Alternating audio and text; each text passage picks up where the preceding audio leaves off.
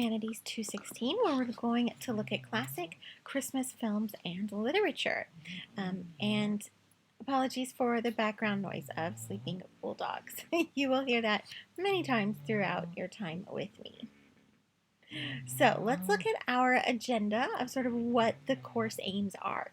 We want to look in this particular presentation at just sort of the overarching concepts of what we should expect as we go through this term. So we want to look at student learning outcomes. We want to look at assignments because several are going to go throughout the entire term.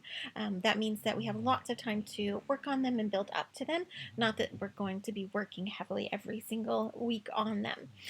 Then I always like to provide as many opportunities as possible to review reading and viewing assignments. We have quite a few to watch this time. And I've started the process of trying to figure out where you can find films. They're in a lot of different places. And if you have a location that you find, I am super excited to hear about it and add it to our list.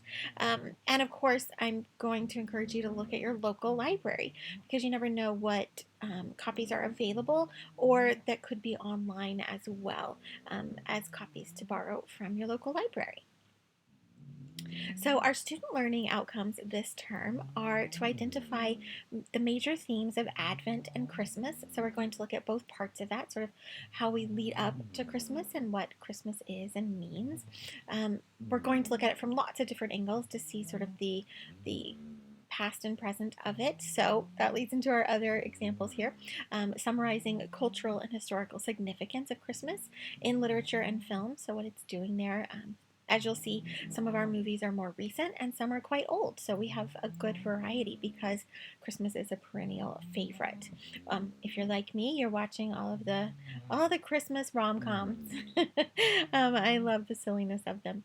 3, we're going to analyze and critique the themes of Advent and Christmas in literature and film. So we're going to see how these themes are represented and what people are doing with them.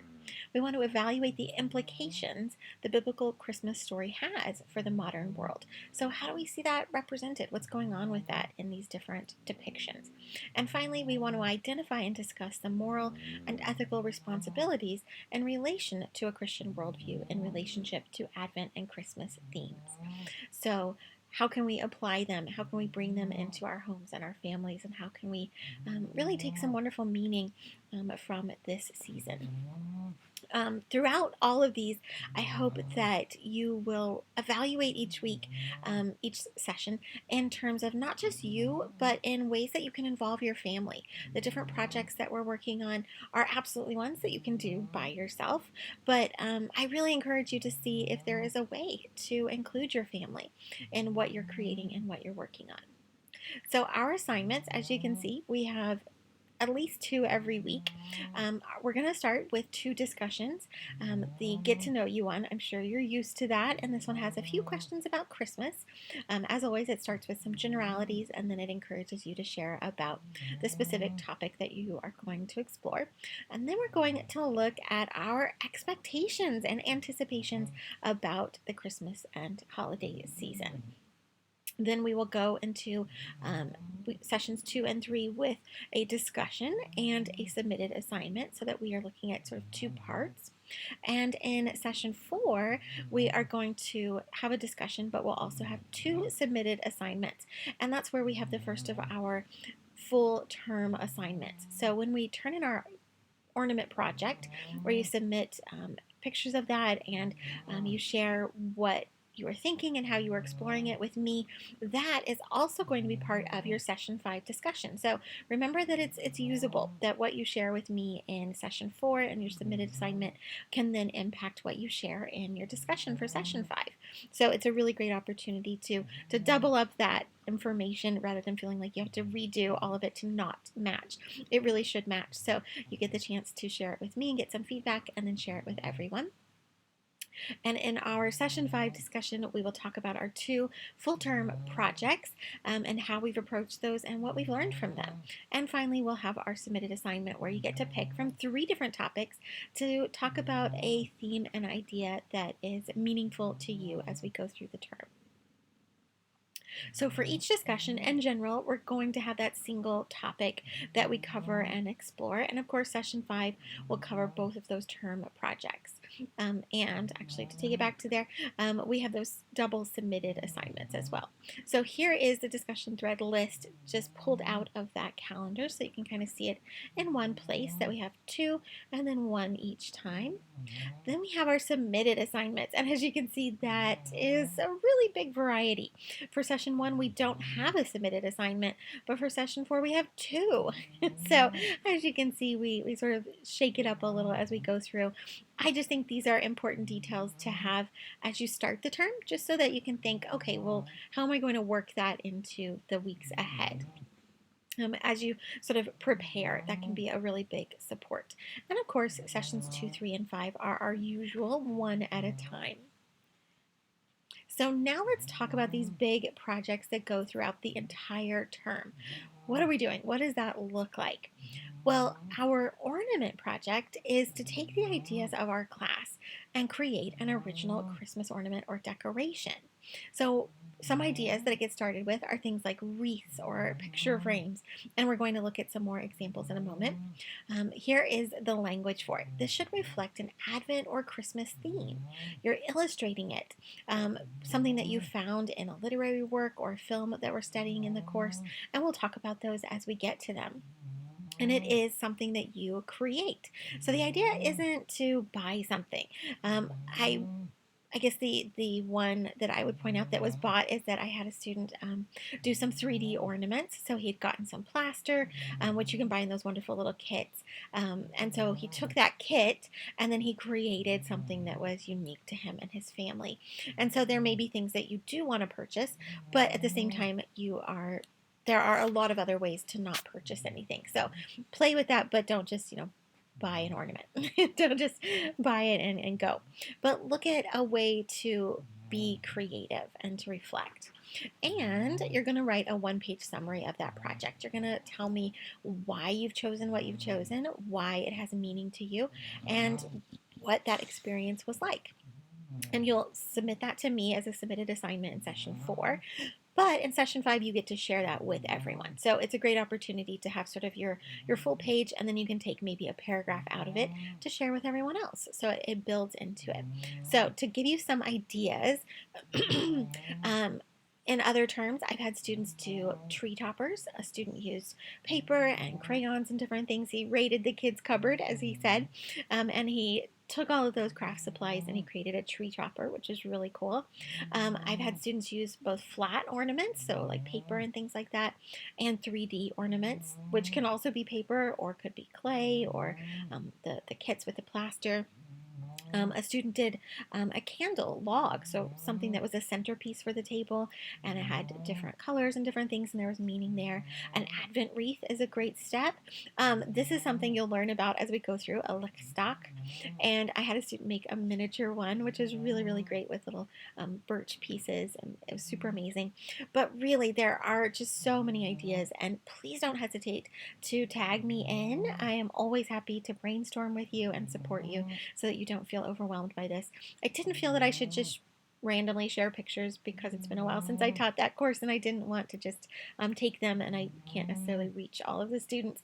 But if you really want to see some examples of ideas, I'm happy to share those privately. Our other project is a service project. I do want to be really open with this. The first one, the one we did last time, was right in the middle of lockdowns, and there were a lot of different rules and regulations that were really different for each location. And I want you to continue in the theme of being really comfortable. There are lots of amazing things we can do while still being comfortable. So if there are people you need to protect and things like that, there are loads of different ways that we can approach this. And again, you are going to share some stuff about the project and all of that, but you are always welcome to brainstorm with me, and I will most likely be sending you a note probably by session 2 and 3 to see sort of what you're thinking and make sure I'm supporting you. So watch your email for those. So here's the overall idea. You need to participate in a service project, but it's your choice. We want it to illustrate one or more major Advent or Christmas themes that we're looking at this term in literature and film. Serve wherever you'd like, but don't participate by just sending a check. Participate by being involved and being connected. You can be as creative as you want to be. You can participate in smaller local projects. You can participate in larger, bigger, like sort of national and international projects. There are so many possibilities. And again, with both the ornament and the service project, you are, of course, welcome to do that all by yourself. But if you feel there are things you could do with your family, tackle those. Be involved with that. It is so exciting to have that opportunity to share with the people we love. So, some different things that I saw before is that students started to ask, who needs me in my community? Is it literally my neighbor next door? Is it someone really close to me?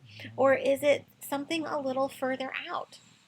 One student created a little shopping center. She got donations, she talked to different neighbors, and she made a little shopping center in her garage, and people were able to book times and come shop, as it were, but no money exchanged hands. And she was so blessed to see people who were really struggling and really anxious about what they were going to do for their kids.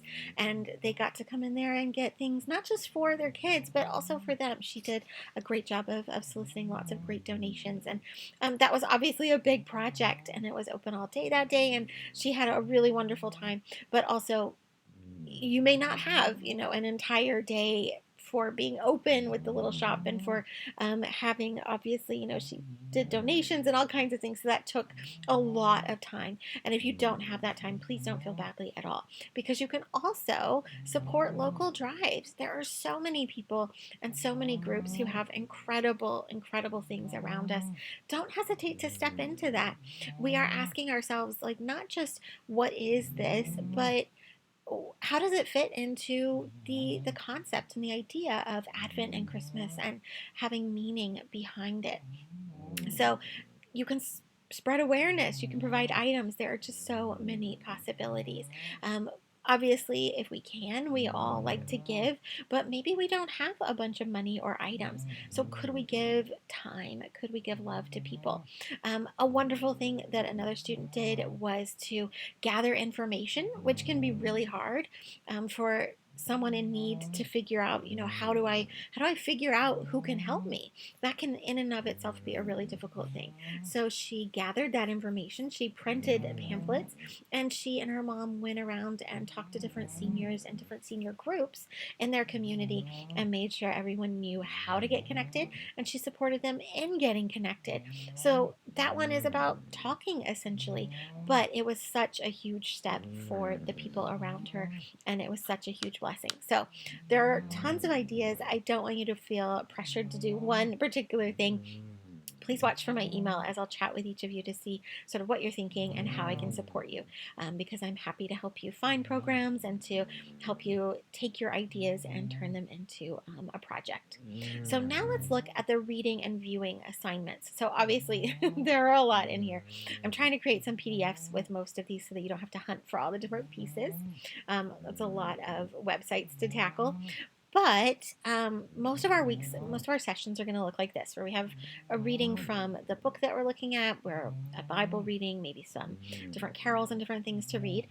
But as we go forward, you'll find that it doesn't stay that way. So when we get to session 4, it starts to get a little confusing because we want to choose things from all of the lists. So what we want to do is choose 1, 2, or 3 from number 1, or these 3 poems at once. So that's 4 choices essentially. And then we need to read everything from numbers 2 and 3. So that's confusing. So let's look at what that actually means. We could pick number 1, which is reading chapters 1 and 2 of Little Women. Then we would read the 2. As you can see, 2 and 3 are the same. For all of these, they are reading O Come, Emmanuel, and Longfellow's Christmas Bells, and watching the film White Christmas. But the first part changes each time. So it could be Louisa May Alcott's story. It could be the 3 poems. So Henry Vaughan, Donne, and Stevenson. It could be Robert Herrick's Ceremonies for Christmas or Washington Irving's Old Christmas. So pick one of these little four squares because if it feels a little confusing here, we are reading both of these sets, all three of these things. We're reading both of these and watching that, but we're picking from up here. And so I put them, each of the four possible choices, into little boxes. And then we're back to normal with session 5. So, as I mentioned, there are lots of places to possibly find movies. As you can see, it's starting to add up. So, I'm trying to think of ways that we can maneuver around that because if we had to do $3.99 for a lot of these, it could really add up. So far I grabbed these because most people are going to have them. So Disney Plus, Google Play, Hulu, iTunes, Microsoft Prime, Amazon Prime, and YouTube, because there are different ways to buy. So hopefully you have access to at least one of these, and then each of the different movies. You get to pick which Miracle on 34th Street you want to watch, the 1947 version or the 1994. So as you can see, if you have some subscriptions, you could grab one that may help you choose. Otherwise, the prices are pretty much even. So for instance, if I rotate my subscriptions. So if I happen to be on Disney Plus at that time, I would go with 1994 version. Otherwise, I would probably pick, I don't know, I'd flip a coin.